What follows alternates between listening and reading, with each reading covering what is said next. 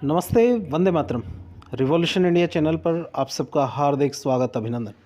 दर्शकों, जैसे कि हर बार मैं एक वायदा करता हूँ, किसी ना किसी खास शख्सियत से मुलाकात कराऊंगा और आज के हमारे ख़ास मेहमान श्रीमान अशोक मित्तल जी। आप समाज सेवी हैं, आप पार्टी एक्टिविस्ट हैं, आप जनता से जुड़े हुए मुद्दों को उनको एक गति प्रदान करते हैं। मित्तल साहब से ही चर्चा करेंगे। मित्तल साहब, सबसे पहले तो आपका रिवॉल्यूशन इंडिया चैनल पर हार्दिक स्वागत, अभिनंदन।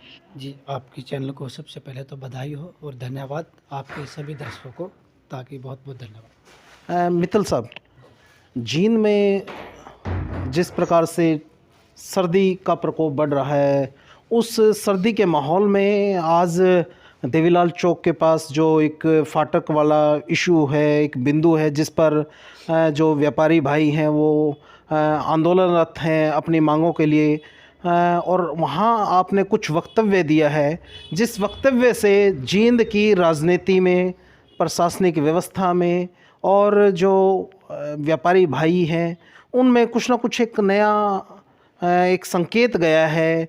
जो जिस समस्या का समाधान राजनेताओं के पास, शासन प्रशासन के पास नहीं था, वहाँ आप कोई बड़ी घोषणा आप करके आए हैं।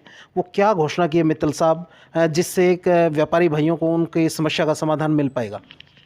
देखिए, जो हमारे व्यापारी भाई हैं, जो हमारे समाज के लोग हैं, वो इस फाटक बंद होने से बड़े परेशान हो चुके हैं। क्योंकि जो हमारा शहर है, ये मेन रास्ता है जी। जींद का, जो देवीलाल चौक के पार बिहानी रोड, रोहतक रोड, जो मतलब हस्सी रोड लगता है, ये एक मेन रास्ता आम लोगों के लिए था। और जो कि हमारे कुछ या तो प्रशासनिक अधिकारी की कमी की वजह से लगाएंगे या हमारे राजनीतिक लोगों की वजह से जो इसको बीच में बंद कर दिया, जो कि हमारे जींद का एक दुर्भाग्यपूर्ण बात है जी। और जिसके लिए हमारे व्यापारी लोग हैं और जो हमारे समाज के लोग हैं, जो हमारे मतलब जितने भी खाप पंचायतें हैं, सभी जो जिला जींद की हैं, सब प्रयास अपना अपना कर रहे हैं जी। उसमें ये प्रयास करें कि इस फाटक को खोला जाए ताकि आम लोगों को दिक्कतों का सामना ना करना पड़े जी। और काफ़ी समस्याएं हमारे को ये आ रही है कि भी जैसे लगा के चलो, ये शहर एक 3 दिशाओं से जुड़ा हुआ है जी। और 3 दिशा से जुड़ने के बाद ये मतलब एक आम रास्ता है और इससे व्यापार भी ठप हो गया और आम लोगों को जाने आने में परेशानी जी। और जो नया अंडरपास बना है, उस अंडरपास के अंदर कोई भी व्यवस्था ऐसी नहीं है, कोई लाइट की या किसी प्रकार की है। और आम हमारे जितनी भी महिलाएं हैं, हमारी माता बहन हैं, वो सबसे पहली बात तो कि आने जाने में सक्षम नहीं है, क्योंकि वहाँ बड़ी समस्या है। हमने खुद भी वहाँ जाके देखा है जी, और हम खुद भी महसूस करते हैं जी। और इस बात को लेकर हमारे जितने भी व्यापार मंडलों ने बड़े लंबे समय से प्रयास कर रहे हैं इसको खुलवाने के लिए जी। और राजनीतिक लोग जितने भी हैं, वो चाहे तो 1 मिनट में खुल भी सकता है, कोई ज़्यादा लंबा प्रोसीजर नहीं है जी। तो हमारे जितने भी व्यापार मंडलों ने इसमें प्रयास किया था, तो उसकी आज मैं खुद को दिखाना चाहूँगा प्रत्यक्ष के लिए जी। काफ़ी लंबे समय से जब उन्होंने प्रदर्शन किया फाटक के पास जी, तो उसका नतीजा निकल के आया। क्योंकि मैं लिखतम की बात करता हूँ, वक्तम की नहीं जी। उसके अंदर लिखित में आया है कि भी जो ये शमशान घाट का बरखंडी महादेव का रास्ता था, जिसमें शमशान दिक्कत आती थी जी, वहाँ इन्होंने रेल मंत्रालय ने रास्ता दे दिया जी। इसमें देखो, हमारे जो सांसद थे रमेश कौशिक जी, उसमें उन्होंने भी प्रयास किया जी। देखो, इसमें उन्होंने भी प्रयास किया खोलने के लिए, और उसके अंदर बिल्कुल इसके अंदर लिखा हुआ भी है जी, रमेश सांसद कौशिक द्वारा और हमारे जींद के व्यापारी भाइयों द्वारा, जिसके अंदर प्रदर्शन किया गया था जी। इस वजह से ये इसको बड़ी समस्या को देखते हुए हम इसके अंदर 10 फुट चौड़ा जी और 8 फुट ऊंचाई की इसमें खोला गया है रास्ता जी। और इसके अंदर लगभग 4 करोड़ के करीब इन्होंने पास भी ऐसा किया जी, जो मतलब लिख जी। ये सूचना आपने आरटीए के माध्यम से, आपने व्यक्तिगत रूप से लगाई, और जो सूचना आपको मिली कब मिली, और इसमें क्या और अन्य ऐसी बातें हैं जो अभी तक जींद जिले की जनता को, व्यापारी भाइयों को नहीं पता? अगर वो बातें पता होती तो ये आज ये आंदोलन नहीं होता, इतना बड़ा प्रदर्शन नहीं होता।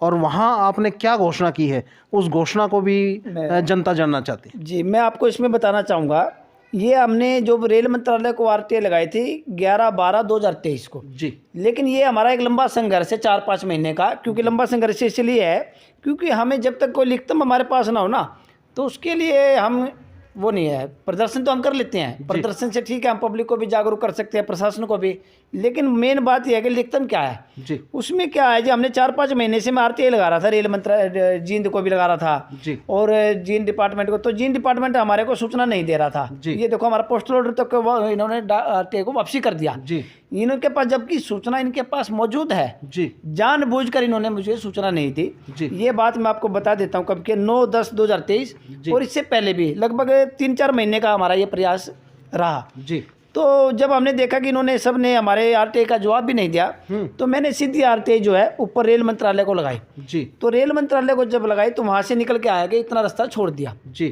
तो आज हमारे जो व्यापारी भाइयों ने जैसे प्रदर्शन किया, जी, तो मैंने भी अपना वहाँ जाके समर्थन ये दिया कि भी हम भी अपनी बात को रखें, जी, ताकि प्रशासन को भी जागरूक हो और हमारे भाइयों को भी, ताकि हम बता सकें। जी, जब हमारा रोड इसके अंदर लगभग इतना फुट चौड़ा कर दिया, जी, तो फिर हमारे को दिक्कत कहाँ है? जी, फिर तो दिक्कत नहीं होनी चाहिए। जी, जबकि लगा के चलो कि 11/9/2023 को इन्होंने 3 महीने पहले जी, इस रोड की मंजूरी दे दी। सेंट्रल गवर्नमेंट ने, रेलवे विभाग ने मंजूरी दे दी जी, अंडरपास बनाने की। जी, चलो वो अंडरपास बन जाए, कैसी मतलब रास्ता ही चाहिए, रास्ता चाहिए। रास्ता चाहिए।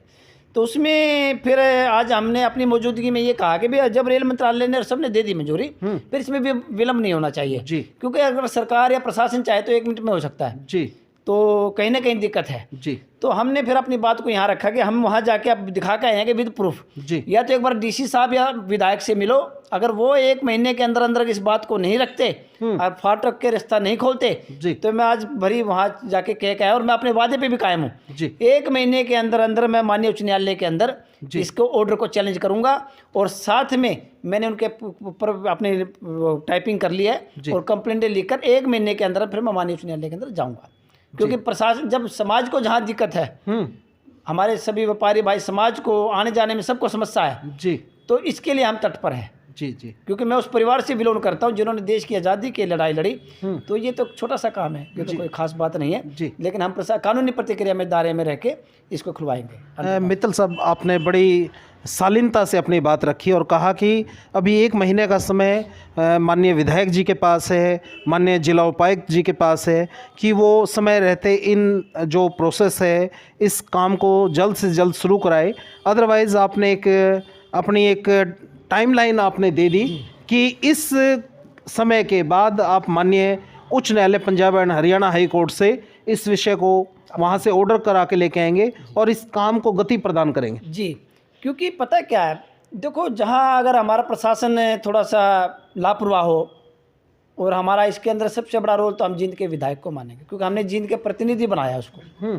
अगर वो हमारी समस्या को ध्यान में नहीं रखता, उसने देखो जब विधानसभा के अंदर इस फाटक के लिए आवाज़ भी उठाई थी, और उसने ये भी कहा था कि मंजूरी पेमेंट की भी इसने मंजूरी करवाई हरियाणा गवर्नमेंट से भी, तो फिर इस काम में विलंब क्यों है? जी, या तो उसने जींद की देखो इसके अंदर मैं राजनीतिक मुद्दा ये नहीं कहूँगा कि भाई देखो समाज के सभी लोग हैं जी, वो क्या पता किसी राजनीतिक से जुड़े या मैं किसी राजनीतिक से नहीं जुड़ा, जी, मैं न्यूट्रल हूँ। जी, लेकिन हम जींद के विधायक से यही अपील करते हैं कि उन्होंने बीच में आके, जनता के बीच में आके अपनी बात को रखना चाहिए, जी, उनको आश्वासन देना चाहिए, जी, क्योंकि आगे भी उन्होंने इलेक्शन में खड़ा होना है, ऐसा तो नहीं कि आज ही, जी, लेकिन उन्हें अपनी जींद की जनता को आश्वासन देना चाहिए कि मैं आपके साथ खड़ा हूँ, जहाँ दिक्कत है वहाँ में चलो मेरे साथ, तो फिर वो क्यों नहीं चलते? जी, जी, जी, और आपने देखा होगा जींद के अंदर भ्रष्टाचार तो चरम सीमा पर, मैं हर बात इस मुद्दे को उठाता हूँ जी, और आज भी इसी बात को कह रहा हूँ कि जींद के अंदर भ्रष्टाचार चरम सीमा पर है। कोई अच्छी जांच एजेंसी आ जाए, किसी के भाग्य जाग जाए, तो जींद के अंदर काफ़ी अधिकारी हैं जो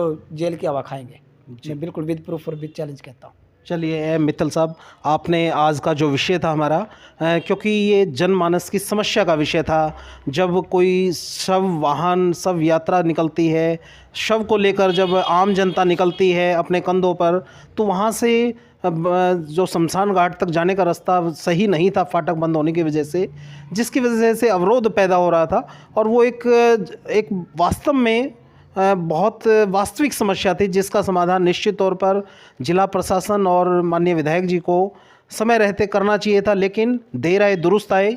जिन जिन राजनेताओं ने, अधिकारियों ने इस विषय को हल कराने में सहयोग दिया, वो प्रशंसा के पात्र हैं, और निश्चित तौर पर हम उम्मीद करेंगे चैनल के माध्यम से जनता तक भी इस बात को पहुंचाएंगे कि भी आपकी जन समस्याओं को उठाने के लिए जब इस प्रकार के युवा जुझारू क्रांतिकारी और सजग प्रहरी जब आपके साथ खड़े हों तो निश्चित तौर पर कोई विषय ऐसा नहीं जिस समस्या का समाधान ना हो। वो राजनेताओं के स्तर पर भी समाधान हो सकता है, प्रशासनिक स्तर पर भी समाधान हो सकता है, और फिर अंतिम निर्णय तो माननीय न्यायालयों का तो है ही। वो अपनी चापुक चलाकर उस रुके हुए कार्य को गति प्रदान करते हैं। देखते रहे रिवॉल्यूशन इंडिया। फिर किसी अन्य दिन किसी खास शख्स से मुलाकात करेंगे। जय हिंद, जय भारत, वंदे मातरम।